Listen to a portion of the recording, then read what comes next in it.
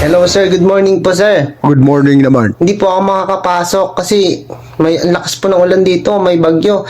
Yung lahat po ng dadaanan, baha. Ganun ba? Naiintindihan naman kita. Kaso lang, walang gwapo dito sa company ngayon. Hinihintay pa naman ng mga babae, yung mga ganyang kagwapo. Yung ganyang itsura kasi yung gusto ng mga babae para maging inspirasyon nila. Parang timang si sir. Di mo ba napapansin, mas ganalo magtrabaho yung mga babae kapag ka nandito ka? Mas marami silang nagagawa kasi may artistahin dito pag nandito Di ka. naman, nakakasar to. Gwapo, absent, walang ganun. Hindi na. Maganda kasi yung sales ng company kapag nandito ka eh. Iba yung inspiration na kukuha sa inyo. Kakainis kayo sir. Ikaw, kung sure ka na talagang ayaw mo pumasok pero walang gwapo talaga dito sa company pag wala ako eh. Wait lang sir, titignan ko rin kung mayroon naman ako nabiling bangka. Papunta na ba ako dyan? Yun naman pala. Sige eh. na sir. Dadating na yung kahawig ni John Lloyd dito sa work. Huy, hindi na. Sige, wait ka namin ah.